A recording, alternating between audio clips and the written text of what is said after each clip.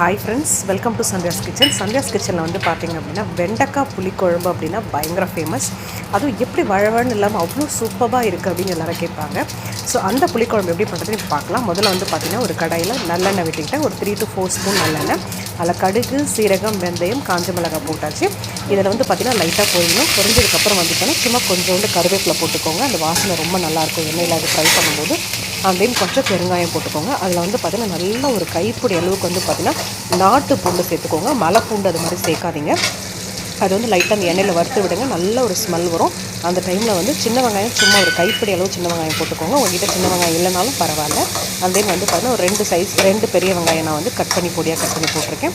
சின்ன வெங்காயம் பெரிய வெங்காயம் ரெண்டுத்தையும் சேர்த்து போடுவோம். உங்களுக்கு குழம்போட குவான்டிட்டி கொஞ்சம் அதிகமாக வரும். இல்லை வெறும் சின்ன வெங்காயமே எனக்கு நிறைய இருக்குது அப்படின்னா போட்டுக்கோங்க. இன்னும் சூப்பராக இருக்கும் குழம்போடைய டேஸ்ட்டு. தென் இதெல்லாம் வதங்கிறதுக்கு வந்து பார்த்திங்கன்னா கொஞ்சம் உப்பு போட்டுக்கோங்க. தென் கொஞ்சோண்டு மஞ்சள் பொடியும் சேர்த்துக்கோங்க. இது எல்லாத்தையும் வந்து நல்லா கலரி விடுங்க. அதுக்கப்புறம் வந்து பார்த்திங்கன்னா கொஞ்சம் புளிக்குழம்பு, காரக்குழம்பு அப்படின்னாவே கொஞ்சம் மிளகு போட்டுக்கோங்க. அந்த ஃப்ளேவர் வந்து சாப்பிடும்போது ரொம்ப நல்லாயிருக்கும்.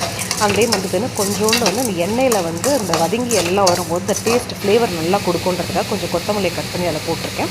இது எல்லாத்தையும் நல்லா வறுத்துக்கோங்க. இதுக்கிடையில் வந்து பார்த்திங்கன்னா நான் வந்து ஒரு 1/2 kg வெண்டைக்காய் வந்து பார்த்திங்கன்னா தண்ணியில் நல்லா அலசி கொஞ்சம் நேரம் ஆற போட்டு அதை வந்து ஒரு பேனில் போட்டிருக்கேன். அந்த பேனில் வந்து நல்லா எண்ணெய் எதுவுமே போடாதீங்க, ஜஸ்ட் அப்படியே வந்து நல்லா வதக்கி எடுங்க. அதுக்கப்புறம் இந்த பக்கம் வந்து பார்த்திங்கன்னா ஒரு 2 தக்காளியை நல்லா கொஞ்சம் பொடியாக அரிஞ்சு கொஞ்சம் மேஷ் பண்ணி எடுத்து போட்டிருக்கேன். அதுவும் நல்லா வதங்கிடுச்சு. வதங்கினதுக்கப்புறம் மிக்ஸி ஜாரில் ஒரே ஒரு வெங்காயம், ஒரே ஒரு தக்காளி, மிளகு பொடி, மிளகாத்தூள், மஞ்சத்தூளை வந்து அரைச்சி அதை வந்து ஒரு பேஸ்ட் ஆக்கி போட்டிருக்கேன். குழம்பு கொஞ்சம் திக்கனிங் கொடுக்கும், அந்த ரீசனுக்காக வந்து திக்னஸ்க்காக அதை அரைச்சி போட்டிருக்கேன். இது எல்லாத்தையும் நல்லா வந்து மிக்ஸ் பண்ணி விடுங்க. அதுக்கப்புறம் வந்து வெண்டைக்காய் பாருங்கள் லைட்டாக கூட பிசு இல்லை, அது வந்து நல்லா ஃப்ரை ஆகிடுச்சு. அதுக்கப்புறம் இந்த வெண்டைக்காவை எடுத்து மிக்ஸ் பண்ணிக்கோங்க. வெண்டைக்காய் ஒரு 10 நிமிஷம் சிம்லேயே வதக்கினா போதுங்க. ஸோ அழகாக வந்து அந்த ஒட்டாமல் வந்துடும். அதுக்கப்புறம் எல்லாத்தையும் ஒன்றா மிக்ஸ் பண்ணதுக்கப்புறம் 1 கிளாஸ் அளவு தண்ணி ஊற்றி இந்த பச்சை வாடை போகிற அளவுக்கு வந்து பார்த்திங்கன்னா கொஞ்சம் நல்லா கொதிக்க விடுங்க. ஸோ நல்லா கொஞ்சம் கொதிச்சதுக்கப்புறம் கொஞ்சம் வந்து திக்காகும். ஸோ அந்த ஸ்டேஜில் வந்து பார்த்திங்க அப்படின்னா கொஞ்சம் மிளகாத்தூள் நமக்கு தேவையான அளவுக்கு மிளகாத்தூள் தேவையான அளவுக்கு மிளகாய் பொடி போட்டிருக்கோம். ஆல்ரெடி அரைச்சதில் வர போட்டிருக்கோம், அதனால் பார்த்து போட்டுக்கோங்க. ஒரு நெல்லிக்காய் சைஸ் அளவு புளியை வந்து பார்த்திங்கன்னா கரைச்சி வச்சுருக்கேன். அதையும் வந்து பார்த்திங்கன்னா ஒன்றா மிக்ஸ் பண்ணிக்கிட்டேன்.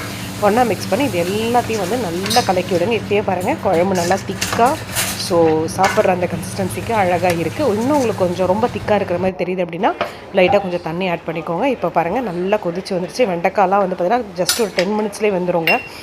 நல்லா குழகுன்னு ஆகிடும்.